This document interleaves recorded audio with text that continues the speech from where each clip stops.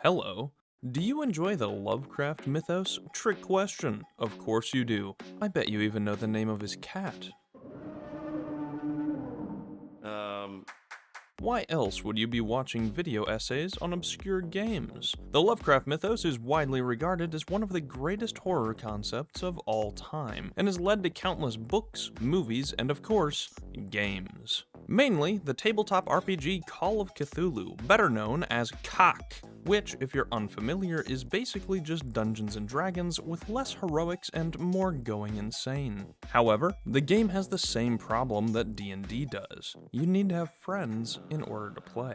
After all, it's a collaboration between players and game master to weave a narrative. So what if I told you I found a game that solves this problem? That not only allows the friendless heathens of the world to experience the tabletop game in all its glory, but also makes all your favorite elder gods into cute anime girls. Interested? I bet so. Then I've got just one question for you. Are you fluent in Chinese?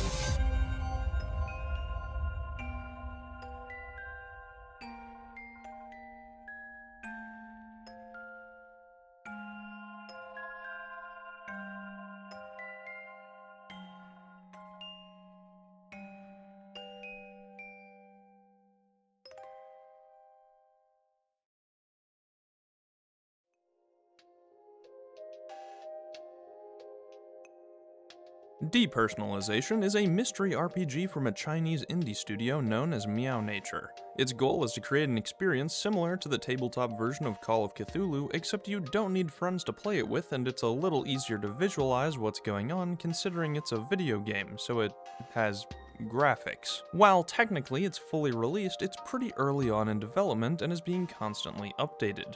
This is fantastic, but also leads to some quirks that we'll talk about later. The game is split into different modules, with each one representing a self-contained story that you can play through. There are 7 modules in the game at the time of this video, and while some are certainly better than others, they're all pretty fucking good. Each story can be experienced entirely on its own, with no distinct order. However, even though each one can stand alone, there are some plot threads that tie each one into the greater narrative, and certain characters can exist in multiple stories, even if those stories take place hundreds of years apart from one another. This is all explained through the main plot of Depersonalization. You are the Time Police. This is Yog-Sothoth, an outer god also known as the Key and the Gate, the Beyond One, the All-in-One, the One-in-All, and by their closest friends, Cutie Patootie. And this is Yog-Sothoth in Depersonalization. Congrats on your transition, Queen. Sothoth is the god of time, and it's her job to make sure that the timeline continues as normal. She really just wants humanity to be happy and doesn't want any of us dealing with horrifying eldritch monstrosities outside our comprehension. But there's an issue, and his name is a Forgamon. Disclaimer, I know a Forgamon is actually supposed to be female, just, based on their design and later dialogue that was translated better, but the game has a lot of incorrect pronouns due to early translation errors, and a Forgamon is mostly referred to as he throughout the early game. So, I'm going to simply choose to believe that he's a femboy. Plus, they're a god, so they can be whatever the hell they wanna be, and you're not gonna stop them.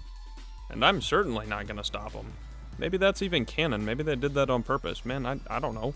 A Forgamon is a shard of Sothoth that split off, and their purpose is to destroy chaotic timelines. They just want to watch everything in existence burn. So, Sothoth made a deal with them. If she doesn't mess with the timeline, then he can't either. A Forgamon accepts and now spends all their time playing League of Legends. I can fix him, I swear. You play as the Star Key, a being of Sothoth's will that can directly interact with the flow of timelines. You're a nice little loophole for this outer god because you have your own free will. Since Sothoth isn't directly controlling you, it doesn't count as interfering, and a Forgamon is in his plat promo, so he doesn't care anyway. With Sothoth's hands being tied but still wanting to help, it's now your job to alter the timelines in her place so that the world doesn't inexplicably end in the early 1800s. One little problem though. You are not an outer god. While Sothoth was powerful enough to alter timelines at a whim, you're just a regular dude who can time travel. In order to change history, you have to directly interfere, and that's where the modules come in. Each one is a case that Sothoth assigns you to, and your job is to merge with people already existing in that timeline in order to experience all possible outcomes of their story, and do your best to lead them down the path with the happiest ending. It's like if someone decided to possess your body and moved out of your parents' basement, met a cute girl, and got a real job. Boom, timeline corrected. The characters you play as in each module can be customized from the ground up, allowing you to make your own investigators by deciding their appearance, profession, skills, stats, traits, and items. As you play through modules and unlock interactions and endings, you'll slowly collect more options for you to experiment with. No tactic is perfect, but each module can be cleared in different ways depending on how you want to play. If you want to talk your way out of situations and calm people down, then you'll want your diplomacy and psychology through the roof. But if you meet an Elder God, they usually don't like to talk and will more than likely beat you to a bloody pulp with the fifth dimensional equivalent of a hammer. Alternatively, if you want to punch everything that moves to death, brawl and sport might be your best choices. Though you might wind up never finding an important item because your observation is so low. Or maybe you prefer to max out your occultism, allowing you to see the truth of things and cast crazy spells for powerful effects. Just make sure that your mind doesn't crack under the stress of what you choose to see. Once you select a module to play, you'll need to choose one of your investigators to play as. Each investigator can only experience a story once, so make sure that you unlock every ending when you play through one. If you decide to play it with a different character, you'll need to restart from the very beginning. Each story will tell you on the cover what will be most helpful throughout it, so try to create and choose investigators to suit certain needs. For example, there might be a lot more fighting in one module, so going into it with an investigator modeled after the stats of my grandmother probably isn't the best choice. You'll also start each module with a single companion, and as you complete modules, you'll be able to take some of the characters you meet in them along for the ride in the future. If you're able to get their help in the first place, that is. With that, you'll be thrust right into the story, usually beginning with a short explanation of how you're connected to the main plot, and from there it's up to you to work through it. Your main method of gathering clues and finding items is by interacting with everything possible in the environment and reading. Lots and lots of reading.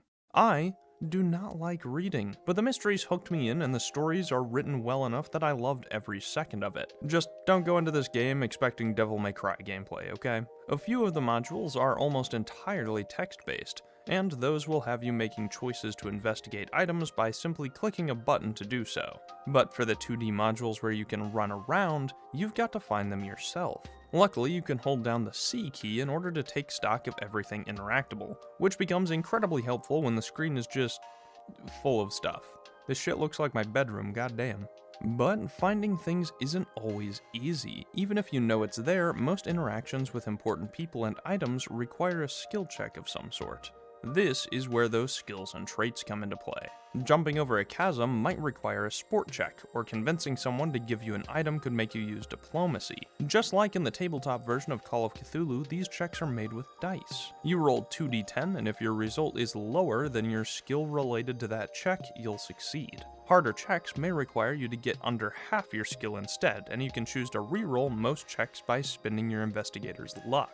You can do this any number of times, but be careful what you spend it on. Making a check early may be far less rewarding than an important check later in the module that you can't afford to mess up. Just remember that sometimes it isn't a bad thing to fail. After all, not seeing the Eldritch monstrosity lurking in the darkness might save you some sanity. There are a ton of branching paths and options that you can take in each story. Finding a certain item can open an otherwise blocked path, and asking someone the wrong question may keep you from finding important information. But no matter what you do, you'll need to make decisions. This is where your investigator traits come into play. Certain important story options may be locked depending on the personality of your investigator. For example, you might not be able to do something daring like save someone from a monster if you're cautious. Or maybe you'll willingly let someone walk into danger because of your absurdism. You can unlock these choices, but it'll cost your investigator's sanity to do so, which is a really fun way of showing what it takes to go against your better judgment. It's a solid price to pay, but doing so will allow you to reach every ending of a module no matter what your personality is, which is obviously way nicer than needing to play through each module from the very beginning with multiple different characters. But you are sent here for a purpose. As the Star Key, the only reason you're even in this timeline is to fix something that went wrong. And when things go wrong concerning Elder Gods, well, there's probably going to be something large and scary trying to kill you. Luckily, we have a solution to that. Introducing the newest in god-killing technology. Never fear the weight of a gaze of an ancient being on your back again. Simply load the magazine, turn off the safety, and fire indiscriminately. For even the most powerful beings will eventually die to an endless tide of 45mm. Welcome to combat. Combat is complicated, and I don't want to spend 8 hours on it, but at a glance, it's your typical RPG. Turn order is decided by speed, and each attack requires a roll for the corresponding skill. There are guns, knives, Molotov spells, and all sorts of tricks and tactics at your disposal, but at the end of the day, there's one simple goal. Beat the monster to death before it beats you. It might take some getting used to because the way certain interactions work can be really confusing, and the game doesn't like explaining much of the combat to you, but once you get it, it's pretty easy. Or maybe I skipped too much of the tutorial and it's actually easy from the very start. This game isn't here to test your skill. You don't need fast reactions, and most puzzles consist of interacting with things until the thing does the thing, but that doesn't make the game any less fun. That's not what the game is trying to do. Its purpose is the same as most mystery media, to deliver a story that wraps you up and eventually reveals its hand in the aha moment where everything clicks. And oh boy, does it deliver those moments. Like seriously, let me just... They speak of changes. The only truth of evolution, the draught to cure every disease, so they sing the praise. Pathetic usurpers, all of them, seeking nothing but ephemeral power and wealth, bound by their moral myopia. Their decay-infested minds will never know true changes. Have you ever drunk from dead water, investigator? The putrid, stagnant puddles reject any possibility of life form, not unlike the usurpers and your foul employers. And you, too, are always one step behind changes. You've come this far by trailing after results, trudging in their wakes. A slave you are, like the rest of your kind. Greatness is achieved at the dearest cost. Ignorance is atoned for through the sourest remorse. My friend, I entrust our next experiment to you, as you command. Absolute cinema monologue. Goddamn, the writing goes hard in this game. But if text isn't your thing, don't worry. They've got some set pieces for combat too. Just wait until they hit you with the...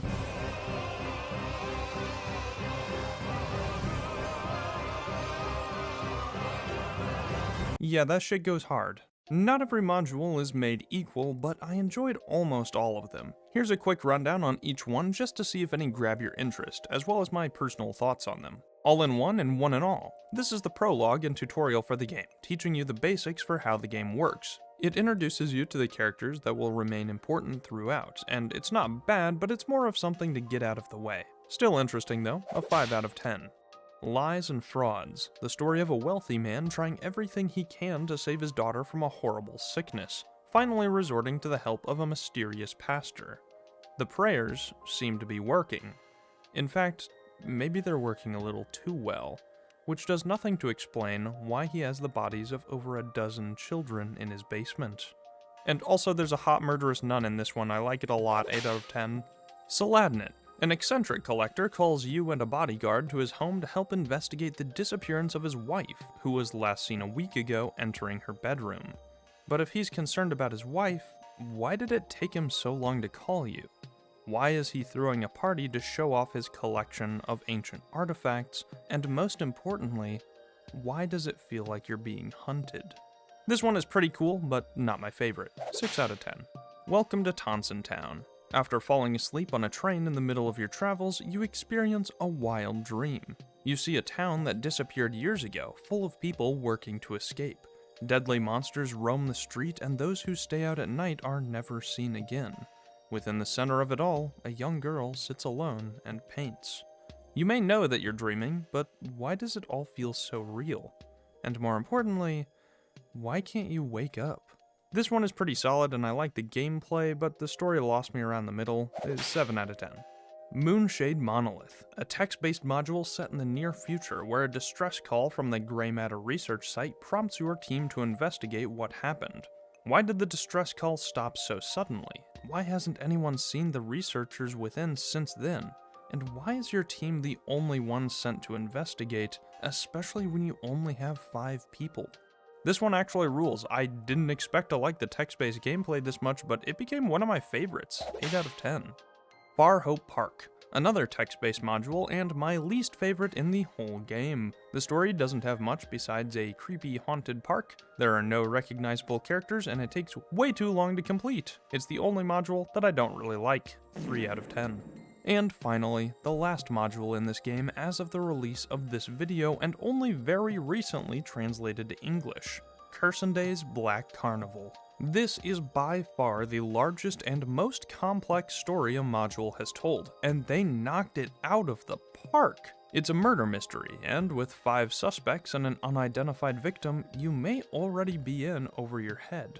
But Cursenday is no normal town, and on top of the mystery, there are monsters roaming the streets, cultists in the alleyways, and madness gripping the citizens. If you run, you'll never learn the truth of the murder that brought you here. But if you stay, well, at least you'll get to experience the town's most famous tradition, the Black Carnival.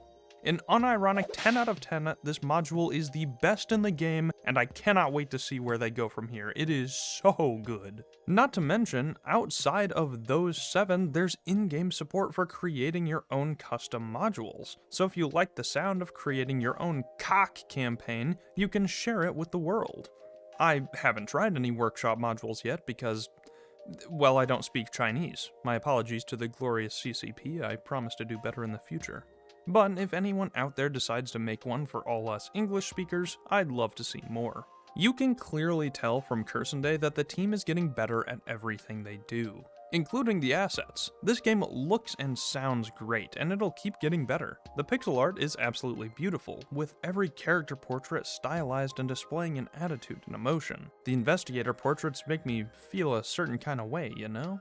And all of the Elder Gods have such great designs, whether it's a Forgamon's skirt and serpents, or Nyar's snazzy suit and cane, they're all fantastic, with parts of their outfit and accessories referencing stories that they're from. And, you know, there's always this guy.